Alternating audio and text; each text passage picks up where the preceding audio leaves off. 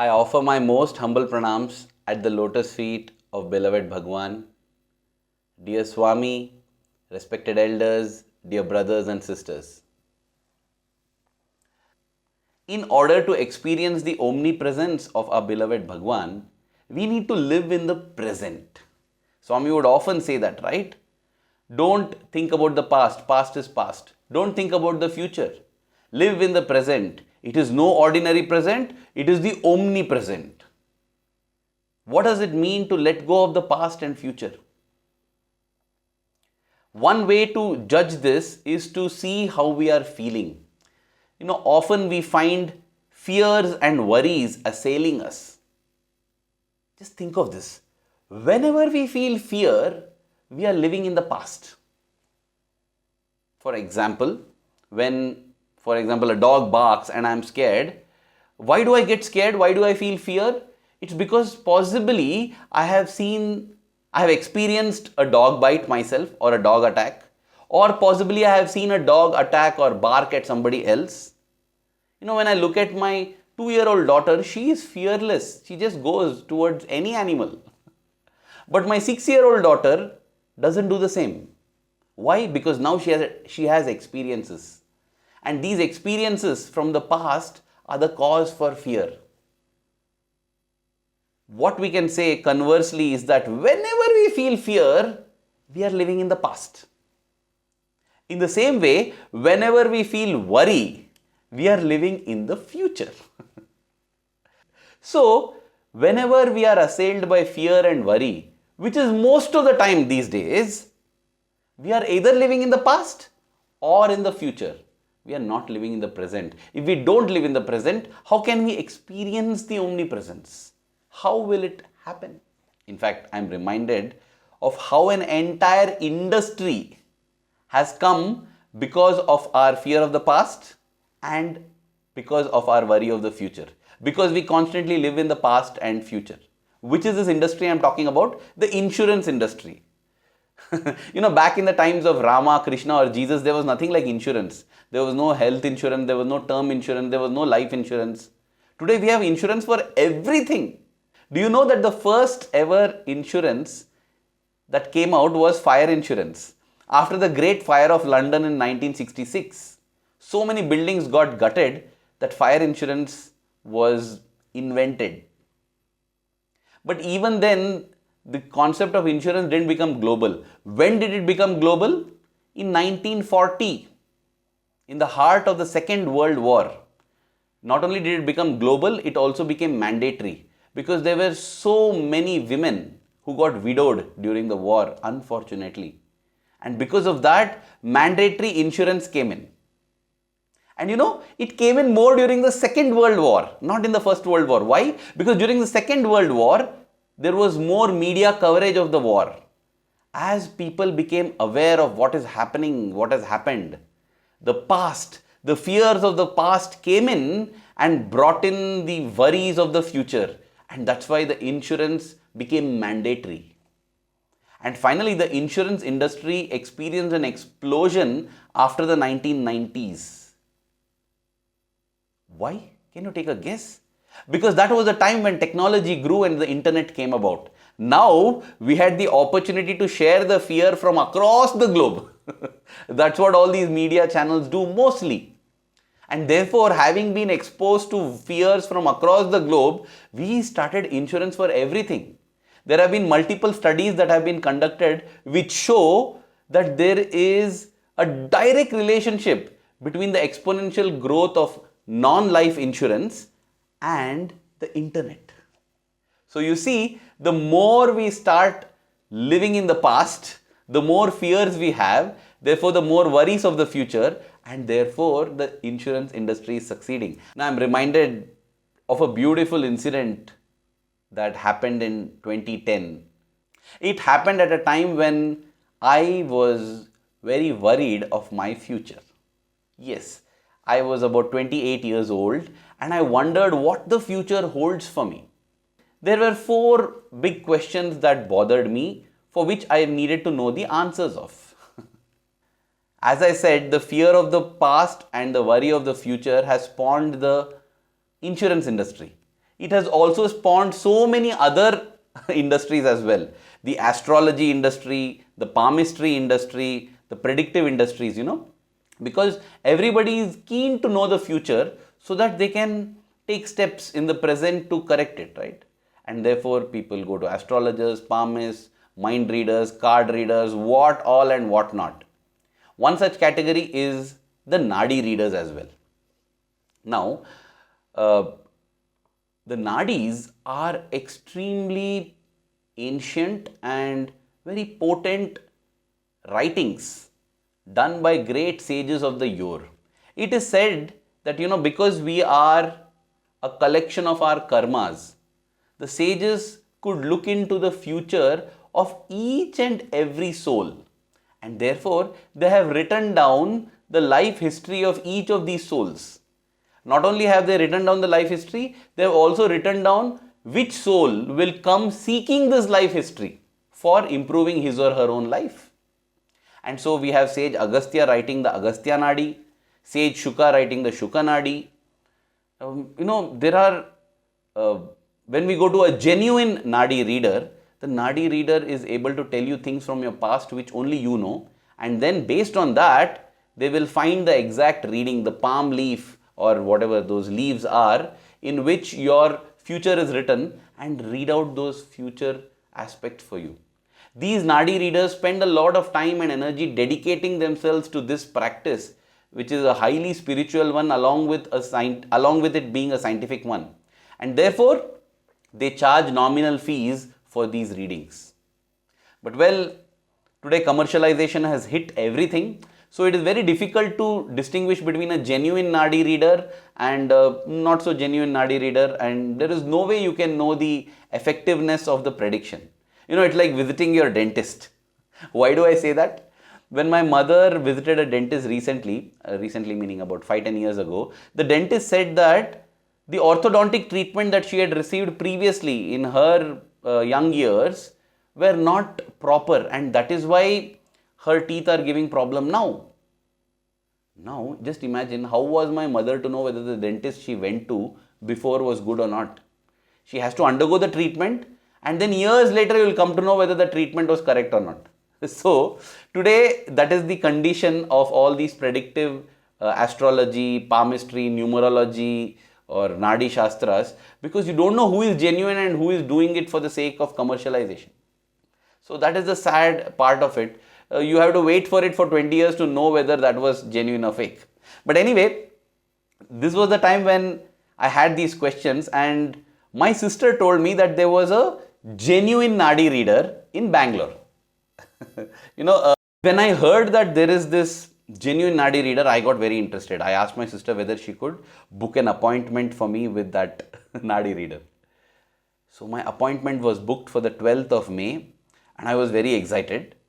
But I thought I have to inform Swami about this, because those were the days when I had the opportunity to be the official photographer for Swami, and it's immense love of Bhagwan, immense grace of Bhagwan, that anytime that I would be missing from my seat, he would inquire, where is this guy gone? Where has he gone? So, I used to be afraid to leave Puttaparthi for any reason. I used to be there only in his physical presence, because Swami will ask. And if at all I had to leave, for instance, like my sister's wedding, I had to go, or I had to go to consult with a doctor in Bangalore, I would always take Swami's permission explicitly. So now I was thinking, how do I go to this Nadi reader? I have to tell Swami. And I was a little nervous about telling Swami, because how do I tell Swami? Swami, I want to go to somebody who is going to tell me my future. Because deep within I knew that this is wrong. Why do I need anybody else or anything else? Why do I need some other guru? Why do I need to read the teachings of, say, Ramakrishna Paramahamsa or Ramana Maharshi? Have I finished reading all the teachings of Bhagwan Sri Sathya Sai Baba, whom I have accepted as my guru? Why do I wait for Prema Sai? Why?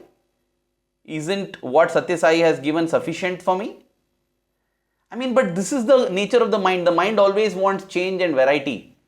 Just like we look for different vacations each year, we look for different life experiences, we also start looking for different gurus and different gods. Very strange it is, but this is a tendency of the mind. So, I was nervous about telling Swami about this Nadi reader. So, you see, deep within we already know what is the right thing to be done and what is the wrong thing to be avoided. But yet we somehow, stifle that voice of the conscience and proceed. So, I wrote a letter. I wrote, Dear Swami, I know that you know everything, but the problem is, Swami, you don't tell. And that is why I got to know of a Suka Naadi reader and I wish to go to him. I am seeking your blessings for the same, Swami. And there are 4 questions, that's all that I want to seek answers from. These are the 4 questions. I listed those 4 questions there. And my idea was very simple. Just imagine, suppose I play cricket, I play soccer. If I play both of them and in my future I am supposed to be a cricket player, then knowing that right now I might as well give up playing soccer and focus on cricket, right? Why should I play both? If I know my future, I can focus and develop what I need for my future. This was my thought, and that's why I said, Swami, I need to know answers for these 4 questions so that I can accordingly shape my life and accordingly practice different things in life. Now, when Swami came during the darshan rounds, he picked my letter, he took it and he began to read it right then and there. And when this happened, I was a little tense because Swami, that letter is meant for the divine Swami, not for the physical Swami. I don't want you to read it and get upset. Because you see, as I said, deep within we already know all the right answers. We already know when we are doing wrong. Because Swami says everybody has a conscience. Even a terrorist has a conscience. It is just that he or she chooses not to listen to it. Everybody definitely knows the right answer. Everybody knows what needs to be done. It is only the matter of sitting and trying to listen to that voice, which sometimes gets very weak because we don't listen to it often. When we listen to the voice of the conscience often, it becomes very loud and we will have a clarity as to what needs to be done. So, I was just thinking, Swami, why did you read that letter? Don't, oh God, now Swami will be upset with me. And guess what? I felt that Swami would be upset with me, and precisely Swami seemed upset with me. Yad bhavam tad bhavati. That is what happens with Swami. What we think is what we get from Swami. Swami would say, yes anuvariki, yes anura, no anuvariki, no anura. No, yeslu nolu notiki kani, sai ki sarvam, yes, yes, yes. He would say that Swami seems to say yes for those who say yes, and he seems to say no for those who say no.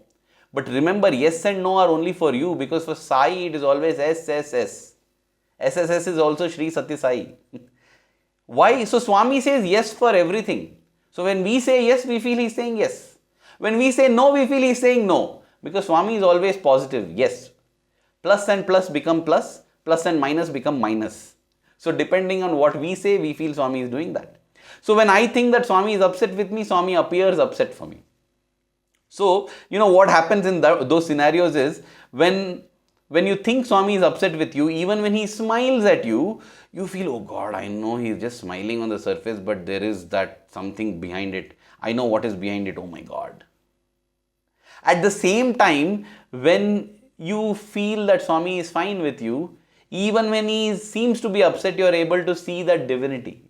I remember an experience narrated by one of my brothers about Mr. Sinclair. Mr. Sinclair, such a sadhaka, such a spiritual aspirant he was. On one occasion in Kodaikanal, Swami was just blasting the students. He was scolding them so much. They had done something which had upset him and he was scolding them. And there was Sinclair with a smile on his face, witnessing this and just nodding. And Swami, in that angry face, Swami went to Sinclair and said, see Sinclair, do you see what they are doing? And Sinclair said, yes, Swami, I see the divine drama, how beautiful it is. And Swami could not help but smile at him. When I say this, I am talking in the physical sense, but see, that is what it is. When we know and we are aware of Swami's reality, then even him being angry and furious is a Leela that we enjoy. For those of us who haven't experienced it, possibly we think that yes, whatever Swami does, we will enjoy that Leela. But those who have experienced Swami being upset and angry will know that it's very, very, very difficult to see through, see beyond and see the divinity when such things happen. So, I was feeling like that, and because of that, I felt that everything that Swami was doing, Swami was upset with me. It kept gnawing at me within. And then, from March 17th to March 23rd, in the year 2010, there was what we call the Bhagavata Saptaham. An entire week where morning and evening, a certain Ruturaj Maharaj, a Bal Sant, a young person who had decided to be a sannyasi without marriage, and he was given the blessed opportunity to share the stories of the Srimad Bhagavatam, the stories of Leelas of Krishna in the divine physical presence of Bhagwan Baba, of Swami, and in the Kulwant Hall, morning and evening there would be sessions. And as I kept listening to this Bhagavatam, the more and more I felt foolish for having taken this appointment with the Suka Naadi. I was thinking, why is it that when I have got the Supreme Sai Krishna with me, what am I going and worrying about my future and thinking to find out about my future? This kept gnawing within me. And then one day in March 18th or 19th, possibly, no, maybe later also. But in the March of 2010, Swami called in the bhajan hall one of my colleagues, Vinod, and Swami began to ask him what project is he working on. He was also, as I said, my colleague at Radio Sai. I used to work at Radio Sai back then. And Vinod immediately said, Swami, there are two others also working. We are working together. And he called brother Sai Prakash and myself. And the three of us sat at Swami's feet.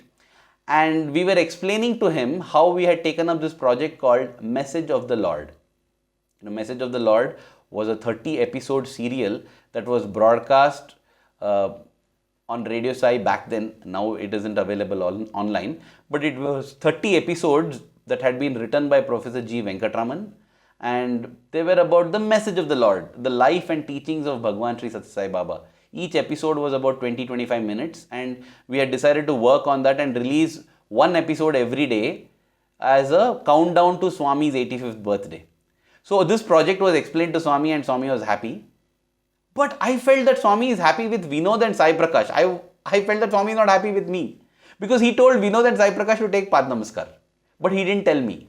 Not that he showed an upset face or anything like that. But as I said, Yad Bhavam Tad Bhavati. What we feel is how Swami's response to us is.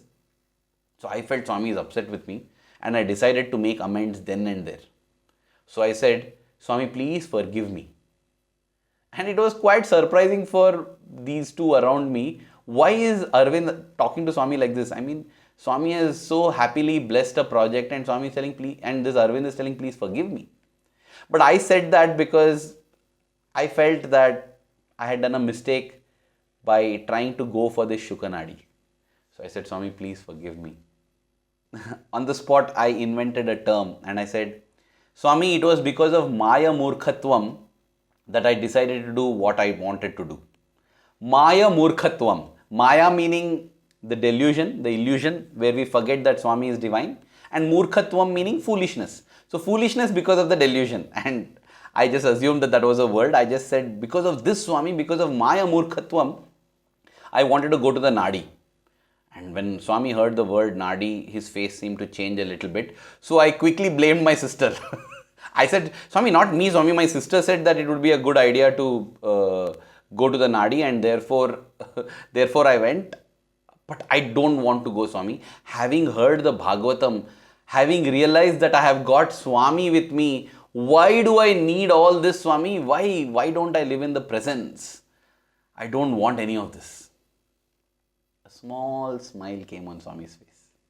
Swami said, take Pad Namaskar. And I felt so happy, so relieved, and I felt, oh my God, yes, now it's all good. I bent and took Pad Namaskar as well. So, you see, this is what I felt there, and I told Swami and I felt awesome. But that feeling lasted only for a few days, because after that I still felt that, hey, I should have gone to the Nadi. This is called Purana Vairagya. Vairagya means detachment. And Swami says there are different kinds of temporary detachment. We suddenly feel detached from the world and we feel everything is meaningless. But it is not permanent, it is only temporary. One such temporary detachment is called Purana Vairagya. It is a detachment you get when you listen or when you experience divinity. Momentarily, when we have Swami's darshan, we feel, Swami, we want nothing else in life. We want only you. Swami comes in the dream and talks and solves a problem. We feel, Swami, we want only Swami. What else? We don't need anything in life, Swami. If you are there, it's enough. But these are all dialogues. This is not devotion. It's emotion, And the emotion evaporates and we are back to square one, Next day we are back to crying, Swami, this is not happening, my daughter's marriage is not happening, my father is sick, my mother is sick, this is happening, my career is not progressing, I didn't get a raise. We're back to small problems again. All the detachment is gone. We are detached from the detachment now. And that's why it's called a temporary detachment. So this is Purana Vairagyam. So when I had heard the Bhagavata Saptaham and I was in Swami's presence, I just felt inspired and I said, Swami, I don't want to know about my future. I don't want anything. You are there, it's enough. But a few days after that, I was like, hey, why did I cancel? Why did I cancel my appointment? I had called up my sister and I had told her, you cancel this appointment. I'm not coming. And she had cancelled it as well. And now I didn't have enough energy or motivation to rebook an appointment. Because back then itself, my appointment had been granted to me 2 months later. Apparently, this Nadi reader was so good, he was so heavily booked.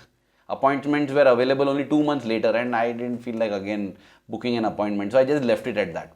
But I want to emphasize this point that many times we feel this detachment, we feel this spiritual elation. It is actually an emotion. We need to be consistent. If a satsang makes us feel this kind of spiritual elation, let us attend satsangs regularly so that this temporary elation, temporary detachment becomes a permanent one. If seva is helping it, let us indulge in this seva regularly. Let us indulge in study circles, discussions, so that this temporary detachment and temporary love for God, temporary spiritual elevation becomes a permanent one through regularity and practice. Abhyasena tu kaunteya vairagyena cha grihyate. Krishna says that you'll achieve the ultimate through regular practice and detachment. And for that detachment also we need regular practice. So as I said, at that moment in time I felt, oh God, I wish I had not asked. I wish I had not told Swami and made this promise. But anyway, it's done now. So I left it. And in a week or two, I just forgot about it. I threw it out of my consciousness because we started, as I said, working on this project of Message of the Lord. 30 episodes needed to be edited and worked on. Also in this period, Swami blessed us immensely, taking us along with him to Delhi and Shimla. In the April of 2010, we visited Delhi and Shimla. It was a memorable visit. And it is always like that when we get a chance to be with Swami. I'm so grateful to Swami for that opportunity. Once we were back, we went back again, continuing to work for this Message of the Lord. Now, in the 9th episode, if I'm not mistaken, the story of the Good Samaritan, it is there in the Bible.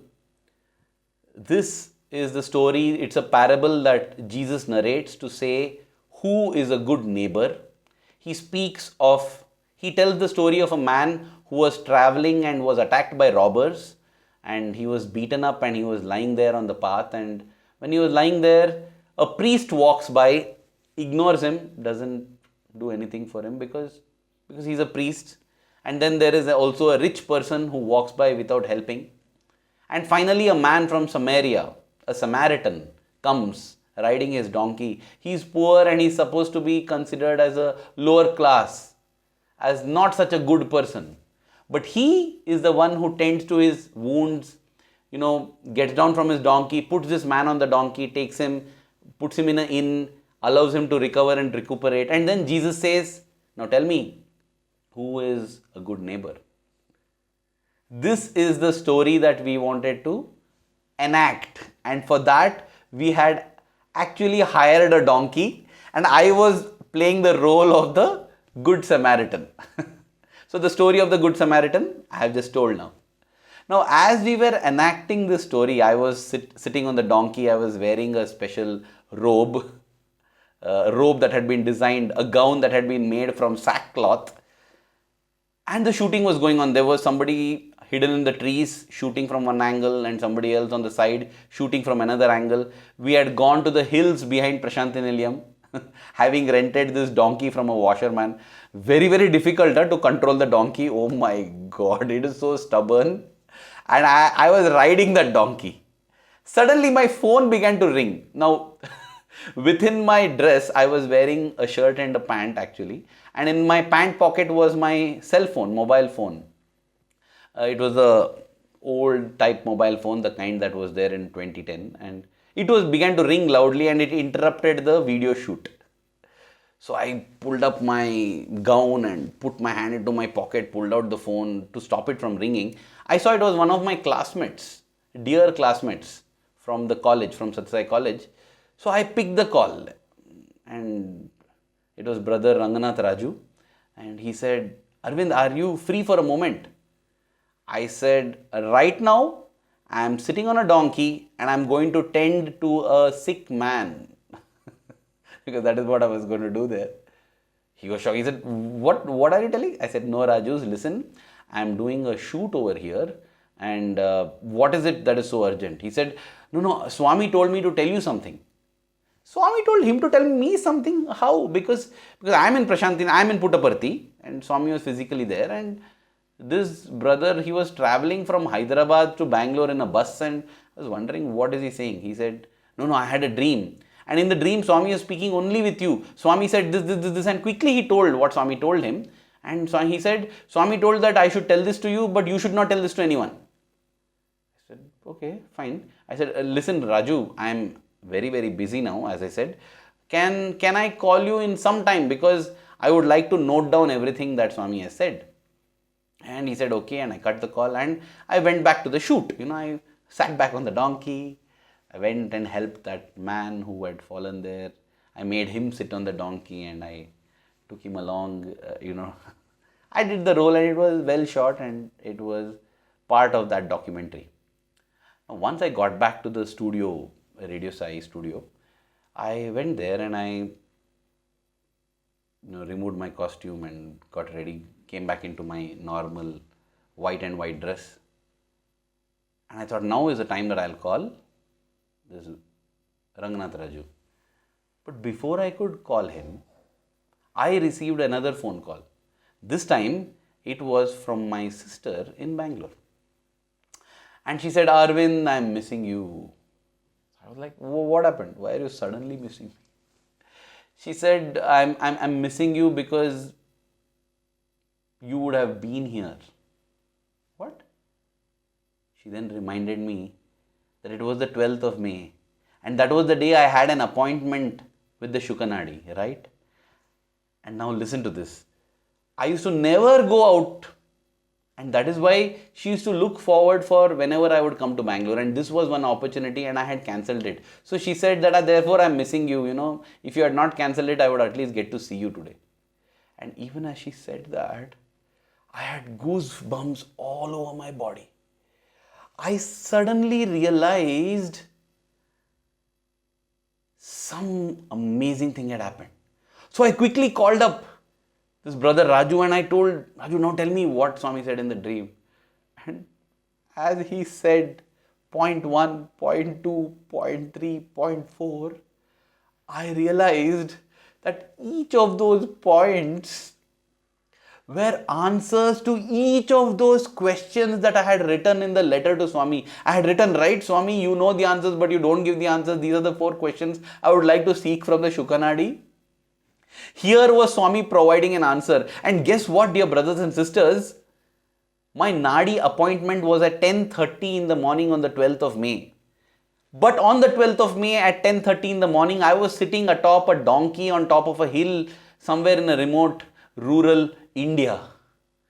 And Swami was telling me Don't you worry. Even if you're in a rural part of a rural hinterland in a country, sitting on top of a donkey, sitting on top of a hill where nobody can access you, I will still personally deliver your nadi for you if it is needed. That, dear brothers and sisters, is the power of our Swami. This was the Swami who was sitting on a wheelchair, who was apparently struggling to speak, who was apparently struggling to walk, who was apparently struggling to remember. And that Swami, that Sathya Sai, that Guru, that dear one, that Lord was delivering this Nadi, my Nadi message for me where I was. I was just stunned. That is the omnipresence that we are living in. That is the omnipresence we need to practice.